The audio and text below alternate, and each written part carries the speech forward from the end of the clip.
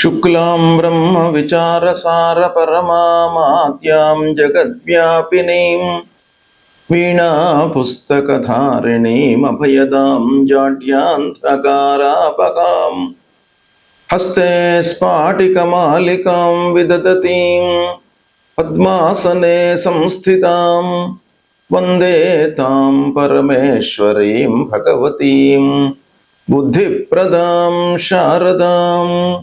श्री महागणाधिपतये नमः। श्री महासरस्वत्यै नमः। श्री गुरुभ्यो नमः। రవి గోచారము అత్యంత ప్రాధాన్యతను సంచరించుకున్నటువంటి సంచారము. అంటే సూర్య భగవానుడి యొక్క సంచారము ఏ రాశిలో సంచరిస్తూ ఉన్నాడు, తదనుగుణంగా ఏ స్థానంలోకి వెళుతూ ఉన్నాడు ద్వాదశ రాశుల వారికి అనేటువంటి విషయాన్ని మనము తెలుసుకొని తద్వారా ఎలాంటి ఫలితాలు ఉండబోతాయి, ఎలాంటి ఫలితాలు ఈ రాశులలో జన్మించినటువంటి వారికి కలుగుతాయి అనేటువంటి విషయం తెలుసుకుందాం. 16 జూలై 2026 రాత్రి 11:38 నుండి 17 ఆగస్టు 2026 ఉదయం 7:58 మధ్యకాలంలో సూర్యుడు కర్కాటక రాశిలో సంచరిస్తున్నాడు. ఈ కర్కాటక రాశి సూర్య భగవానుడికి మిత్రక్షేత్రమవుతుంది. అంటే సూర్యుడు మిత్రక్షేత్రంలో సంచరిస్తూ ఉన్నాడు.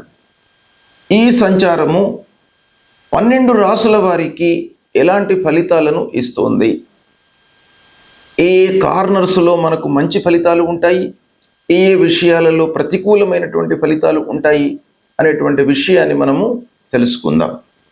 ధనుస్సు రాశి వారికి రవి గోచారము అంటే సూర్య భగవానుడు 16 జూలై నుండి 17 ఆగస్టు మధ్యకాలంలో మిత్రక్షేత్రమైనటువంటి కర్కాటక రాశిలో సంచరిస్తున్నాడు. ఈ సంచారము ధనుస్సు రాశి వారికి అష్టమ స్థానం అవుతుంది. అష్టమ స్థానంలో సూర్య భగవానుడి యొక్క సంచారము ప్రతికూలమైనటువంటి ఫలితాలను ఇచ్చే అవకాశమే ఎక్కువగా ఉంది.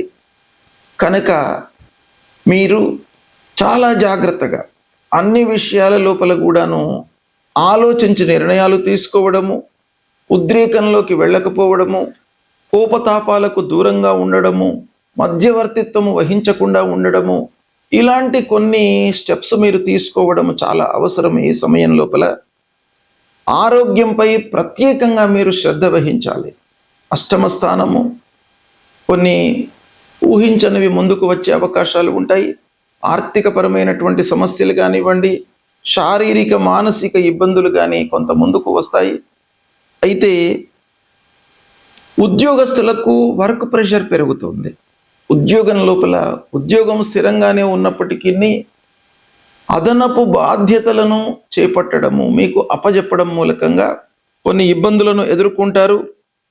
ఇక ప్రభుత్వ పనుల లోపల కొంత ఆలస్యం గోచరిస్తుంది.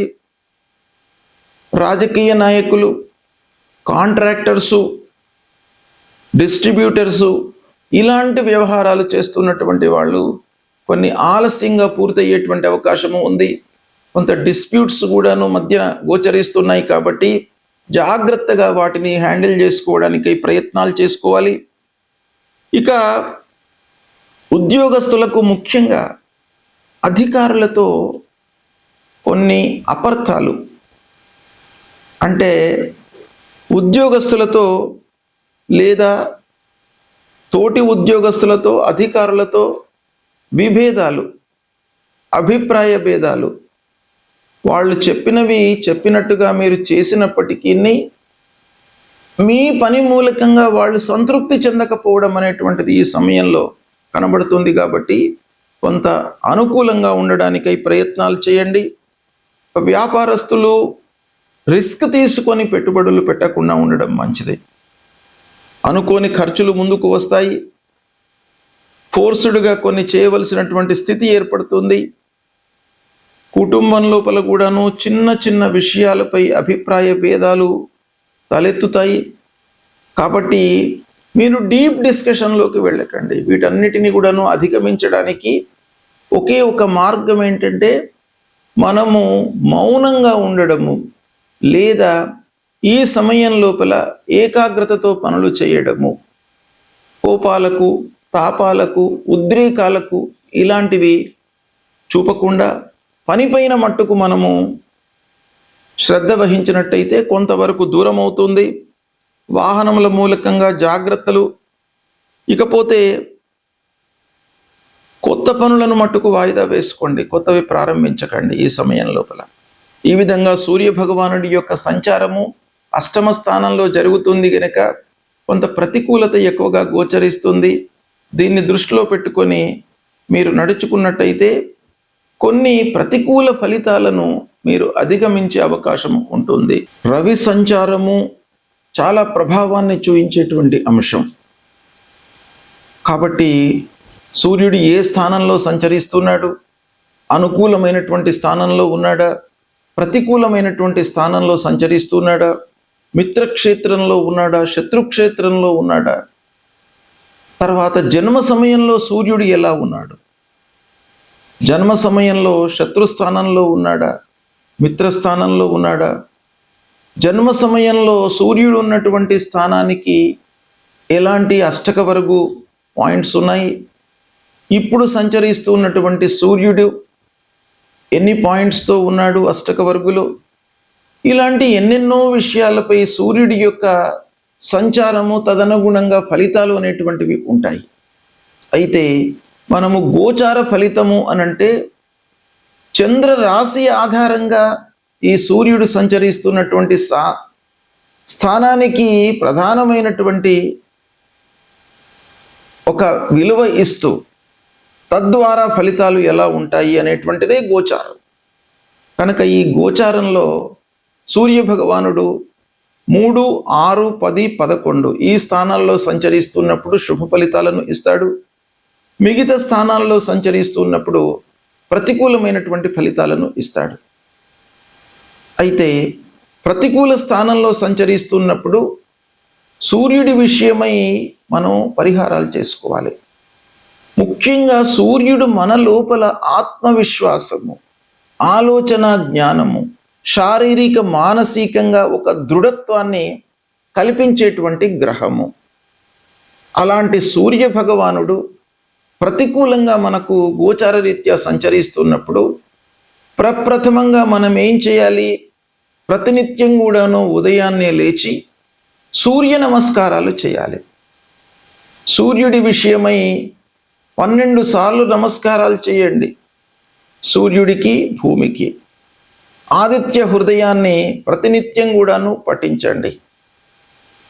తర్వాత సూర్యుడికి సంబంధించినటువంటి మూల మంత్రం జపా కుసుమ సంకాశం కాశ్యపేయం మహద్యుతిం తమోరిం సర్వపాపఘ్నం ప్రణతోస్మి దివాకరం అనేటువంటి మూల మంత్రాన్ని ప్రతినిత్యం కూడాను మీరు జపించండి. ఎంత మీకు సమయం చిక్కితే అన్నిసార్లు మీరు ఈ మూల మంత్రాన్ని జపించండి.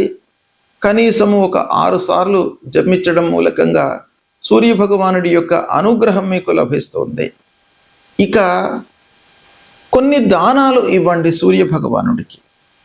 శాస్త్రంలో చెప్పినటువంటి ధాన్యము, గోధుమలను మీరు దానంగా ఇవ్వండి. శివాభిషేకం చేయండి. ఎర్రని పూలతో శివుడికి అభిషేకం చేసిన తర్వాత ఆ పూలను సమర్పించండి. సూర్యనారాయణుణ్ణి కొలవండి. మాణిక్యము అంటే రూబీ, ఇది ధరించడం మూలకంగా సూర్యుడి యొక్క అనుగ్రహం కూడాను మీకు లభిస్తుంది. జపము, దానము ఇవి చేయలేనటువంటి వాళ్ళు, శక్తి లేనటువంటి వాళ్ళు ఏం చేయాలి? భగవంతుడికి సంబంధించినటువంటి స్తోత్ర పారాయణం చేయండి. సూర్యుడికి సంబంధించినటువంటి స్తోత్రం ఆదిత్య హృదయము ప్రధానంగా మీకు బాగా ఉపయోగపడుతుంది. దీన్ని ప్రతినిత్యం కూడాను మీరు పఠించండి. ఆ భగవంతుడి యొక్క అనుగ్రహం లభిస్తుంది. శారీరక మానసిక ఇబ్బందులన్నీ కూడాను దూరమవుతాయి. మీ లోపల ఆత్మవిశ్వాసాన్ని కలిగిస్తాడు సూర్య భగవానుడు. ఇది మీరు చేయండి, సత్ఫలితాలను పొందుతారు. శుభం.